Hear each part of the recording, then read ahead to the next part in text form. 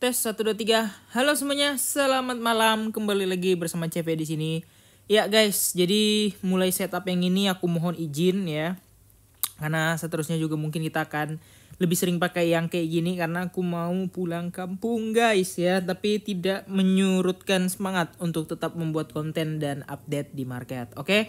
Nah, sebelum kita bahas Bitcoin, kita baca berita dulu yang satu ini ya. Exchange benchmark ya, April 2025 ya. CoinDesk Exchange benchmark is the industry standard for ranking the risk associated with the digital asset ya.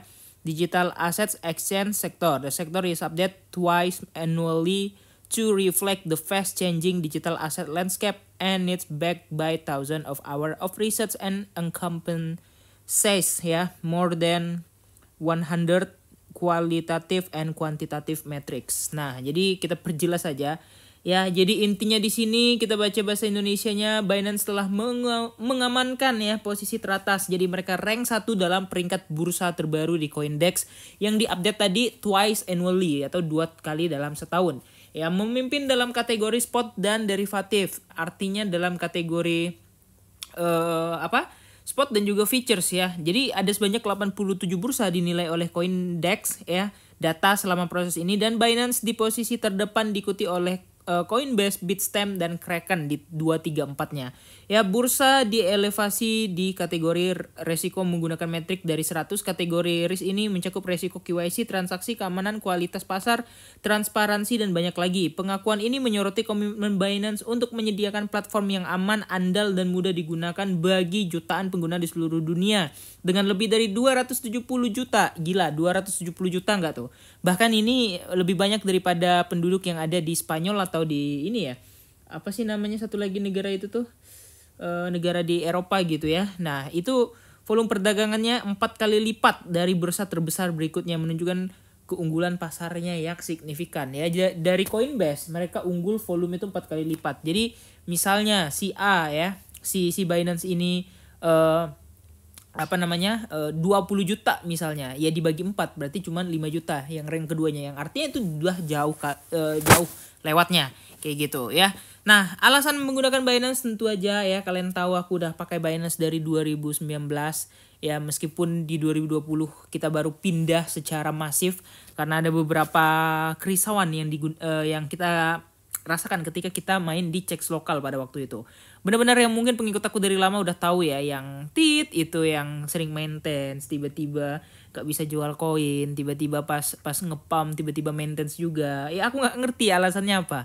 Yang jelas kalau udah pakai di Binance, selain liquidity-nya kencang dan kalian tidak kedapatan spread lagi, ya sebenarnya aman-aman aja ya. Dan selain aman juga ya tentunya pilihan koin dan cara cuannya banyak. Oke, jangan lupa untuk daftar Binance menggunakan kode link referral yang ada di kolom deskripsi untuk mendapatkan bonus 20% kickback dari setiap perdagangan yang teman-teman lakukan kayak gitu. Nah, terus di sini ada yang terbaru tadi guys, ada listing ya HYDAL ya 2 jam lagi. Ya tadi udah dibagikan untuk Binance Hold Drop. Nah, untuk videonya tentang HYDAL nanti aku buat di video terpisah karena ini cukup booming juga airdropnya kemarin. Nanti aku bahas di video terpisah. Dan kita lanjutkan bahas ke Bitcoin. Oke, Bitcoin. Nah, ini juga kalian bisa beli Bitcoin di secara instan ya dengan Binance ini guys ya. Dan menurut aku sih ini benar-benar udah the best exchange banget. Jadi kalian harus pakai Binance juga. Ingat link referral ada di kolom deskripsi untuk mendapatkan 20% kickback dari setiap perdagangan yang teman-teman lakukan. Oke, lanjut kita bahas ke Bitcoin. Bitcoin mau kemana selanjutnya? Nah, jadi di sini kalau kita bahas untuk Bitcoin ya. Nah, kalau kita tarik lowernya di sini ya, ini lowernya, kemudian highernya di sini ya. Nah, ini adalah highernya. Kita melihat Bitcoin itu sebenarnya OTW ke 109.000 di sini. Ya, apakah itu udah all time high Bam? Oh, belum ya. Sekali lagi ya, udah aku gambarin semuanya dan ya itu sesuai juga. Nah, tapi ini ada tapinya nih. Ya kalau kita perhatikan dia kayaknya nggak bakalan instan gitu ya. Kenapa Bang nggak bakalan instan naiknya? Ya karena ada beberapa faktor. Yang pertama ada bear dip di 1 jam yang mulai terlihat cukup banyak. Kemudian di 4 jamnya juga kalau kita perhatikan di sini mulai juga kelihatan bear dip-nya kayak gitu. Jadi agak sedikit riskan juga kalau kita ngeklaim kalau ini wah ini udah akan OTW naik. Tapi secara short term ada possible dia naik dulu baru dia turun kayak gitu. Nah, selagi trendline-nya yang aku gambarin ini nggak kejebol, it's still safe. Sekali lagi ya, it's still safe kayak gitu ya. Nah, jadi ini merupakan area yang terbaik yang mungkin kita bisa jadikan patokan dan acuan untuk menjadi ini ya, menjadi maksudnya menjadi momentum ya kita untuk analisa kapan masuk dan kapan keluarnya. Tapi kalau udah model kayak gini, ini udah ada shooting star yang ada possibilities ini akan turun dulu baru naik. Tapi ada kemungkinan juga karena tinggal dikit lagi dia nge-sweep dulu baru turun, bisa juga ya. Nah, ini 4 jam udah bear diff ya, udah ketara bear diff-nya dan udah clear dan sangat-sangat jelas banget ya di sebelah situ.